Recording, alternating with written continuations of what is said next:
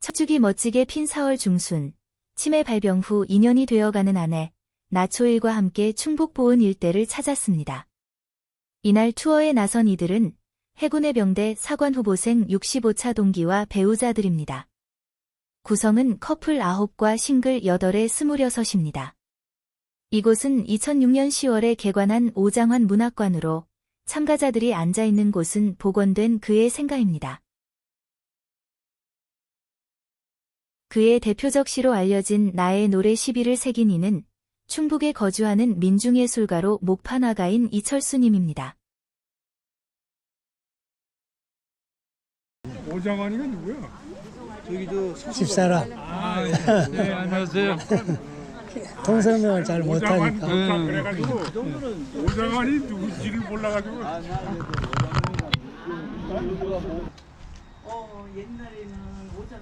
진보적 리얼리즘 시인으로 1930년대에 크게 활약한 오장환, 34살로 요절한 그를 기리는 문학관에 도착한 일행은 그의 생가 툇마루에 앉아 2009년 이후 문학관장으로 15년 이상 근속해온 수필가이자 문화해설사인 임선빈님의 강의를 들었습니다.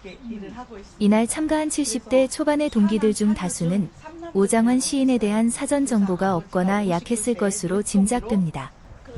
그가 국내에 널리 알려지기 시작한 것은 1988년 이후인데 동기들은 이 무렵 학창시대를 넘긴 30대 중반의 사회인들이었기 때문입니다. 잘 모르는 시인에 대해 애정을 갖고 친절하고 꼼꼼하게 설명하고 문학관 내부를 구석구석 안내해준 임선빈님에게 감사합니다. 이날 동행한 9커플의 배우자분들입니다.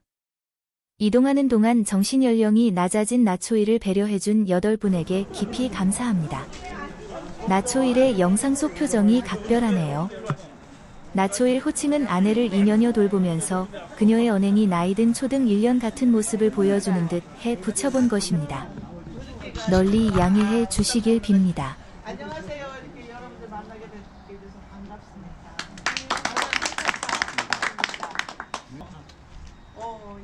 중증 결핵이 완치된 지난해 4월 이후 먹는 알약의 수가 크게 줄어 상황이 호전하면서 근자에는 나이든 초등 3년 정도 되지 않을까 하는 생각이 들기도 합니다.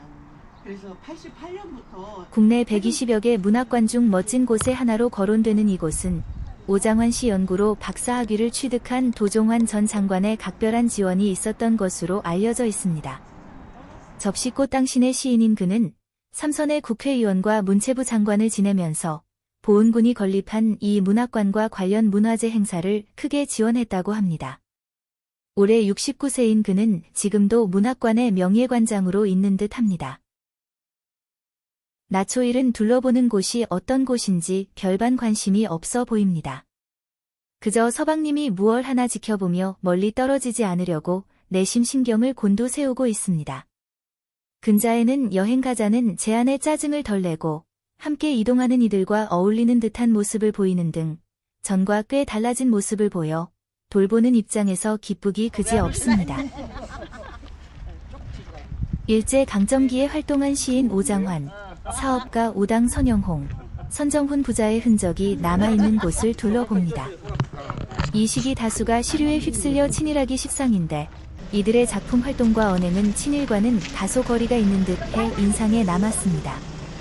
1930년대 함께 활동하던 서정주 시인이 친일적 자세를 보인 것과 크게 대조됩니다. 초기에 강압적 수탈 정책을 벗어나 유화적인 정책에 나서던 20년대라고 하지만 일본 제국주의 총독부가 종가 이전과 대저택 건설이라는 사업을 승인해준 배경이 자못 궁금했는데 이에 대한 설명은 들을 수 없네요. 사업으로 큰 재산을 모은 우당이 전남 고흥에 있던 종가를 인연이 거의 없는 이곳으로 옮긴 이유가 무엇이었을까요?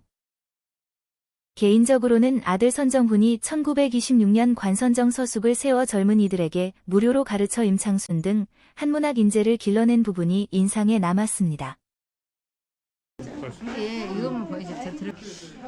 1944년 일제에 의해 강제로 문을 닫은 후 지역을 옮겨 1951년까지 운영했다고 합니다.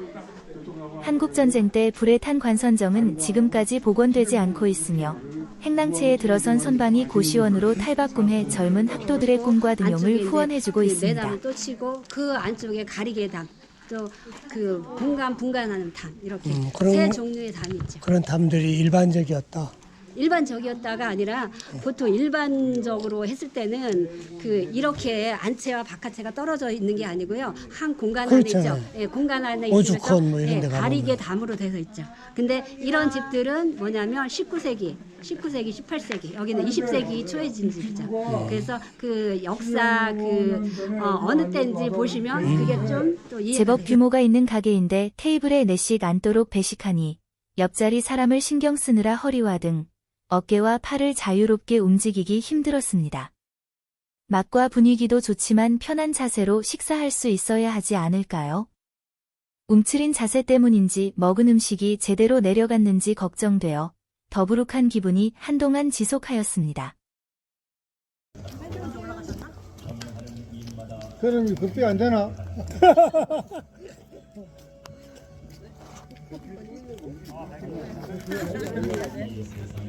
나초일님 그래 봐. 가운데에서 의젓하게 사진 찍고 있네요. 얼마 전만 해도 코너에 서거나 사진 찍으려 하지 않았는데 표정도 온화하고 잘 어울리네요. 장족의 발전입니다. 평일이라 법주사를 찾은 불자나 상춘객은 많지 않아 보였습니다. 동기 산후회 모임인 365 산후회에서는 지난해 11월 14일 아홉이 속리산 신선대에 올랐습니다. 단풍이 모두 지고 난 다음이라 산지의 풍광은 멋진 모습이 아니었지만 능선 바위길에 우람차고 기기묘묘한 모습이 지금도 기억에 생생합니다. 그땐 당일치기 산행이라 법주사를 둘러보지 못했습니다만 사찰에선 제법 규모가 큰 법회가 열리고 있었던 것 같았습니다. 이번엔 나초일과 천천히 여유있게 사찰 경내를 둘러볼 수 있어 지난해의 아쉬움을 달랠 수 있었습니다. 법주사에서 바라본 속리산 능선의 일부 모습입니다. 녹음이 우거지기 시작했고 거리가 있어서인지 능선길 바위산의 형상을 확인하긴 힘들어 보입니다. 4월 중순과 11월 중순의 차이라고 할 수 있을지 모르겠습니다. 이번 보은 투어의 마무리 방문 장소는 말티고개 통칭 말티제입니다. 속리산 입구에 있는 고개로 2020년 2월 완공한 전망대는 법주사에서 남서쪽으로 6km 위치에 자리하고 있습니다. 여기 앉으세요. 뚝뚝 앉고. 아이, 나 아메리카노 아니야. 집사람 안 먹어요. 아, 여기 이제 오세요. 대추차. 저요. 따뜻한 거요? 네. 하나, 둘, 셋, 넷, 다섯. 대추차 여기서 직접 만든 거래. 술도 뭐 있는데 아메리카노. 대추차 아이스도 있어. 아이스. 그러네? 김석준이 대추차 뭐 드시고. 잘 안 먹어요.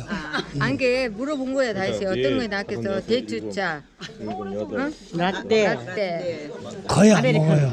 아니 못 믿는데요. 먹겠대요? 아, 그러면 대추차가 스님 어디 실 거냐고 지금 물어보는 거야. 뭐 하나 한잔 하셔 집사람은 대추차도 있고 따뜻한 대추차도 있고. 근데 안 시킨 사람 있는가 봐요. 차를 기본적으로 거의 안 먹어요. 안 시키는 게 낫어.